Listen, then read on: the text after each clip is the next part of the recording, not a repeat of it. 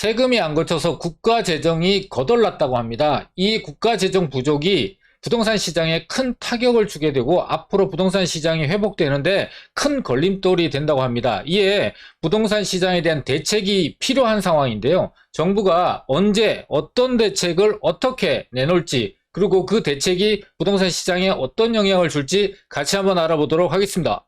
1월부터 6월까지 상반기에 국세가 40조 원 가까이가 덜 거쳤다고 하고요. 이게 2000년 이래 최저치를 나타내고 있다고 합니다. 전체 국세 중에서 39조 7천억 정도가 부족하고, 특히나 소득세 부분에서 11조 6천억 정도가 부족하다고 하는데요.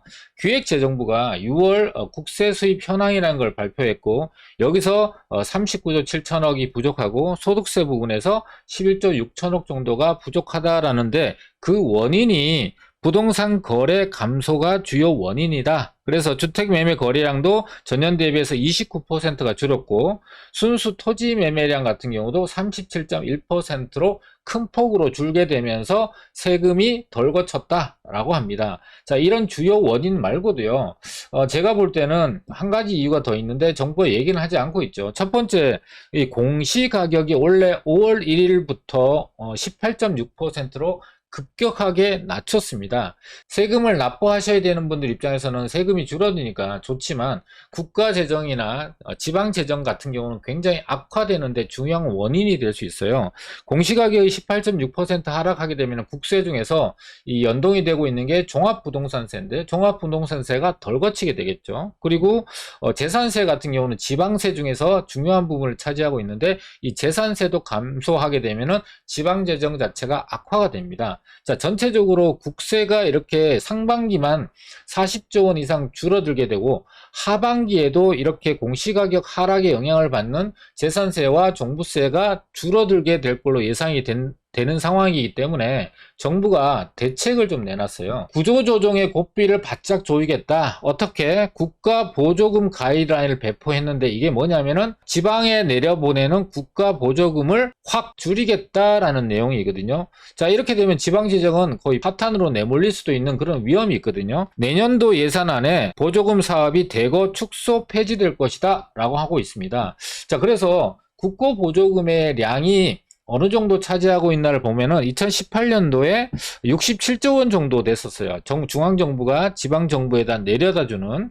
근데 2023년도에는 102조 원 가까이 이렇게 큰 폭으로 증가됐는데, 이게 감소하게 되면은 직격탄을 맞게 되겠죠. 그러면 이 국고 보조금이 어느 용도로 쓰이냐 하면요, 사회복지와 빈곤 지원, 교육 지원, 기업 지원과 경제발전, 연구개발, 환경과 지속가능한 개발, 이런 데 쓰이게 됩니다. 근데 지방재정만으로 소외계층, 저소득층들을 도와줘야 되는 재원으로 써야 되는데, 이 국고보조금이 줄게 되면은 가장 큰 직격탄을 받는 게 지금 현재 빈곤층들 같은 경우는 여러 가지 지원들이 끊기게 되면서 어려움을 겪게 되겠죠. 또 한 가지는요, 정부가 지원해주는 정부 지원 보조금이라는 게 있는데, 이것도 국고보조금 내용 중에 하나입니다. 여기에 보면 주택보조금이라는 게 있어서 주택 구매를 하거나 임대하는데 지원을 합니다. 자, 이런 것 같은 경우는 지방 같은 경우 미분양이 많이 쌓이잖아요.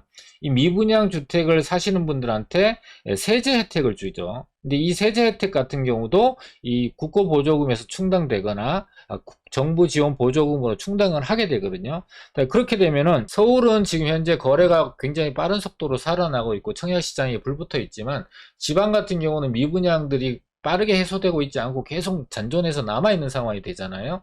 그러면 이 미분양들이 빨리 해소되기 위해서는 매매가 이루어져야 되는데, 지원 자체가 끊게 되면은 이 미분양이 오랫동안 남게 되면서 지방의 어떤 가격 회복, 부동산 시장의 회복이 자꾸 지연이 되면서 서울 수도권은 살아나고 양극화가 더 심화되는 그런 결과를 초래할 수도 있다라는 겁니다. 자, 그래서 이 국세가 줄어들게 되면서 이 세수 결손이 발생을 하게 되고, 지방에 내려주는 돈 자체가 급격하게 감소될 거기 때문에 자립도가 낮은 지자체는 치명타를 맞게 되는다는 뉴스가 쏟아져 나오고 있습니다.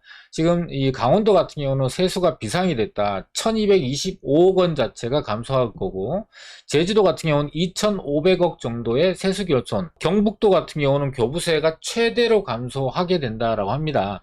자, 지방 재정이 자립도가 낮기 때문에 부족한 부분을 정부가 두 가지로 채워주게 되는데요. 첫 번째는 이 국고보조금이라는 거, 두 번째가 지방교부세, 이 두 개를 합치게 되면은 지방의 전체 재정에 무려 44%나 차지하게 되는 거예요. 자, 그런데 지역마다 재정 자립도가 다르게 나타나고 있습니다. 이 시도별 재정 자립도를 보게 되면은 전국 평균이 한 50% 정도의 자립도를 갖고 있어요. 그리고 소위 말하는 수도권이라는 서울, 경기, 인천과 세종특별자치시 같은 경우는 이 재정 자립도가 60%가 넘고요. 특별하게 서울 같은 경우는 무려 81.2%의 재정 자립도를 갖고 있어요. 자, 그러다 보니까 이 서울시 같은 경우는 자체적으로 추경도 편성할 수 있는 여력이 되거든요.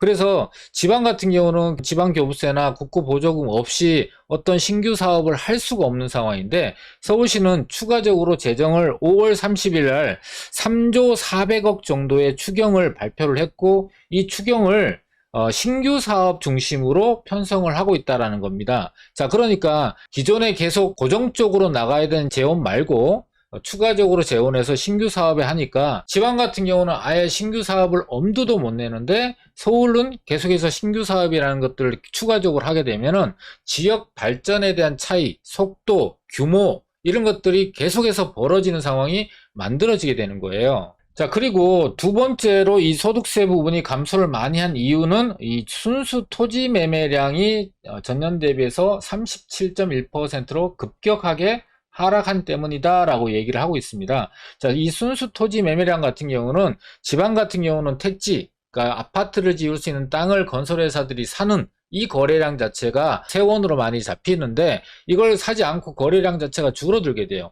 지방 같은 경우는 미분양이 싸니까 신규 사업을 하려는 건설 사업자들이 많지 않게 되는 거죠. 또 택지 말고도 도시 내에서도 단독주택지 같은 것도 매매될 때도 이 순수 토지 매매량으로 거래가 되는데, 이것도 지금 현재 빌라 시장이 워낙 안 좋다 보니까 거래량 자체가 급격하게 감소가 되고 있는 모습입니다. 실제 통계를 보게 되면은요, 전년 대비해서 작게는 50%대, 많게는 70%대의 착공 자체가 줄어들고 있는 상황이고요.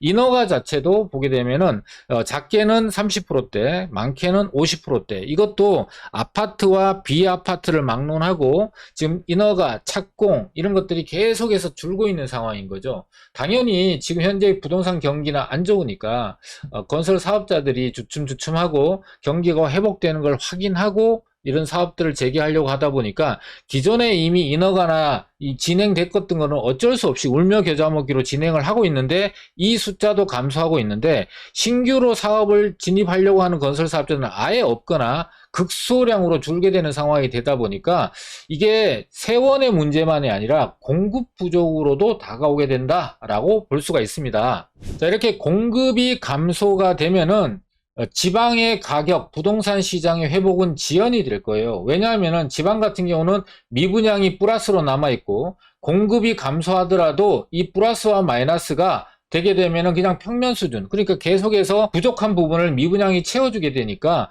공급 부족으로 인해서 가격 회복, 부동산 거래 회복이 나타나지 않아요. 이게 해소가 되려면은 정부의 지원, 세제 지원들이 필요한데, 이 세제 지원을 정부가 줄이겠다라고 하고 있는 상황이잖아요. 반대로 서울 수도권 같은 경우는 가격 회복이 빠르게 진행이 되고 있고 거래량도 늘어나고 있죠. 자, 수요는 증가되는데 앞서 보여드렸던 인허가라든지 착공 물량들이 감소하게 되면 어떻게 되죠? 가격이 올라가게 되는 상황이 만들어지게 되죠. 자, 가격은 올라가요. 근데 거래는 줄게 되잖아요. 그러면 세금은 줄고 가격은 올라가는 이런 상황들이 만들어지게 돼요. 세금이 늘어나야 지방에도 지원을 해서 지방시장도 살아날 수가 있는데, 세금 총량 자체가 줄어드는데 서울 특정 지역 같은 경우는 공급 자체가 부족하고 수요는 증가되니까 가격은 올라가는 이런 현상들이 나타나서 결과적으로는 지역적인 양극화, 가격적인 양극화가 더욱더 벌어지게 되는 겁니다.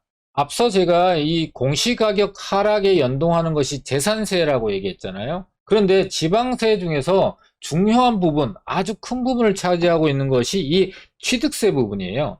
한국지방세연구원에서 나온 자료, 7월 27일자로 나와 있는 연구보고서인데, 여기에 정부 정책에 따라 하반기 취득세 영향, 이거 지방세에서 취득세가 차지하고 있는 비중이 무려 28%에 육박할 정도로 굉장히 큰 비중을 차지하고 있는데, 결론적으로 여러 가지 인지 대책들이 필요하다라고 나와 있는데, 하반기에 추가 부동산 대책이 취득세에 가장 큰 영향을 줄 걸로 보고 있는데요. 7월 중에 정부가 부동산 추가 대책 발표를 예상했었어요. 근데 얼마 전에 내년도 세제 개편안이 나왔는데 시장의 기대치에 못 미치는 아주 미미한 대책들만 나와 있는 상황이 되잖아요.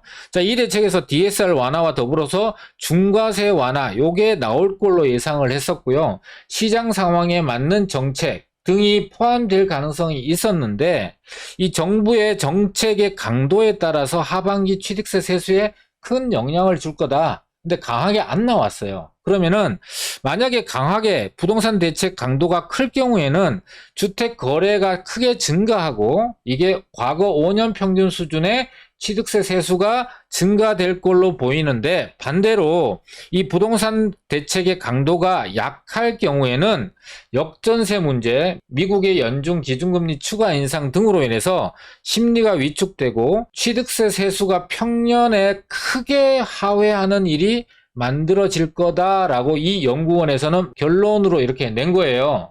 자, 이렇게 국세와 지방세가 절대적으로 부족한 부분을 확실하게 해결하는 근본적인 대책은 이 거래 활성화 대책이 나와야 됩니다. 자, 거래 활성화 대책이 나오게 되면은 거래가 이루어지면서 취득세도 들어오지만 양도세, 소득세도 들어오게 되기 때문에, 소득세는 국세고 새롭게 취득하는 취득세는 지방세거든요. 지금 현재 정부가 많은 중과세를 풀기는 했는데, 양도세도 이제 내년 5월까지 풀었고, 또 점차적으로 폐지 수순으로 갈 걸로 예상이 되고요. 종부세도 기준을 상향시키고 감면해주는 기준도 높여주고, 중과세도 일부 손을 대서 완화해준 부분이 없잖아 있지만, 유일하게 지금 현재 풀고 있지 않는 것이 이 다주택자에 대한 취득세예요. 지금 현재 시장에서 거래가 좀 더 살아나고, 특히나 지방의 미분양이 해소되려면 새로운 자본력이 있는 다주택자들이 새로운 주택을 취득할 수 있는 여건을 만들어줘야 되는데, 그 첫 번째 걸림돌이 이 취득세 부분입니다. 무려 8%에서 12% 정도를 내야 되니 6억짜리를 산다 하더라도 취득세가 7,200만 원, 1억에 가까운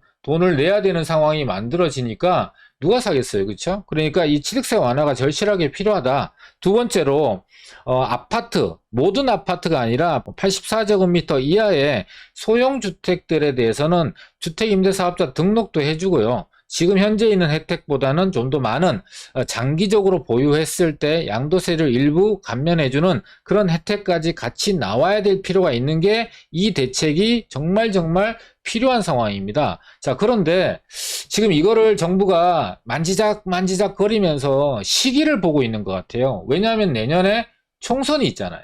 그러니까 이 총선을 전후해서 세제 감면에 대한 카드를 본인들한테 유리한 상황, 유리한 시점에다 내놓을 걸로 예상이 돼요.